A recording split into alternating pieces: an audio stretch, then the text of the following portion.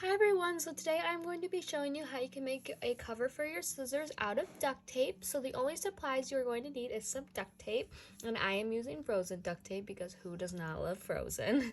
And then I'm going to be using an X-Acto knife and a cutting board, and those are both optional because you can just make this using scissors. So whatever supplies you want to use, it is totally up to you, but I'm going to be showing you how to do it with an X-Acto knife and cutting board, but I will make sure to note how you can do it just using scissors because this is super easy to just do by hand. As you can see, I have made a scissor cover before, and I have used this one for a long time, and it has gotten a lot of love, as you can see, because it is starting to break, and I use this all the time. I love using this when I travel and stuff because I just slide my scissors right in here and it protects them, and it doesn't allow your scissors to scratch anything or poke you or anything like that. So I am going to show you how you can make this because I find it really handy, and then you don't have to go out and buy a scissor cover. So let's just get started. So the first thing you're going to want to do is you're going to want to take your scissors and measure how long this silver cutting part is, and I am using a little bit of a bigger pair of scissors, but you might have the smaller kid scissors or whatever size your scissors are, and you can use a ruler for this. Like, I'm using my cutting board, but this is super easy to do with a ruler, or you can eyeball it even if you would like. So it looks like mine comes to about 3.5. So that's where I am going to measure my duct tape at. I am just then going to rip off 2 3.5 pieces of duct tape, and actually you're gonna want to end up with 4 total. So honestly, I'm just gonna do that right away, and you can do 4 separate pieces, and I'm going a little under because under this line because it's uneven, so I just want to make sure to cut that straight. And you can do 4 separate pieces, or you can like do it the length of your cutting board and just count up 3.5, 7, or however much you're doing it. So yep, I'm just gonna take my X-Acto knife and cut right on the 3.5 mark. And you can also, like I said, you can just use scissors and you can eyeball it. So I'm going to make 4 total of these, and I will be right back.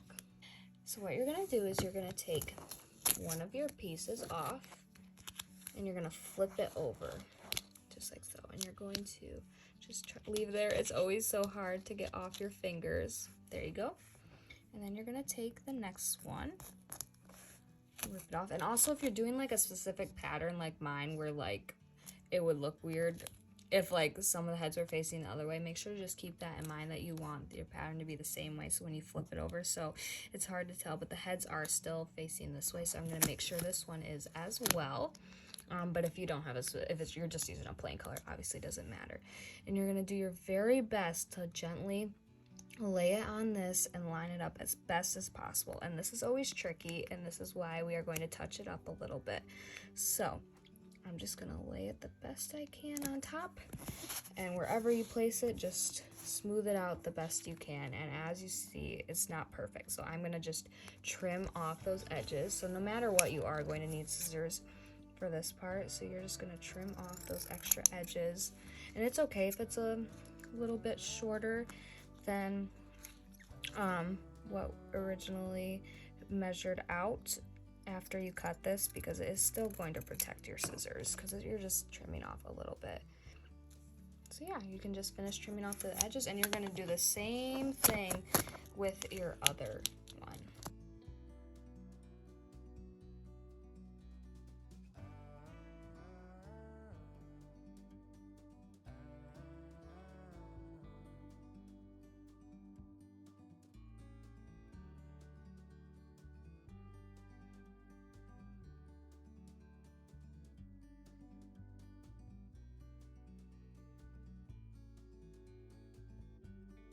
Got my 2 pieces all finished, all trimmed up. They're looking good.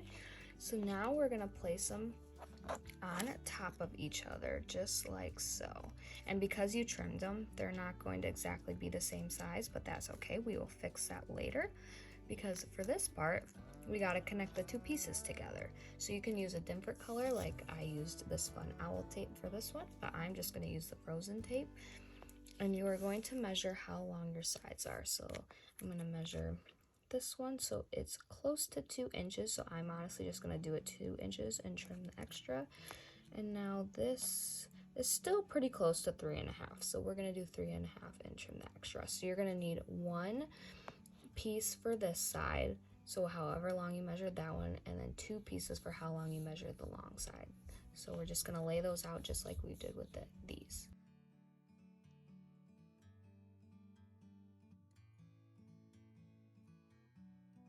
And actually, I lied. So we're just gonna do 1 piece because I forgot that this one I used, it was already skinny washi tape, so we don't wanna waste 2 pieces. So we're actually just gonna cut this one in half as best as you can.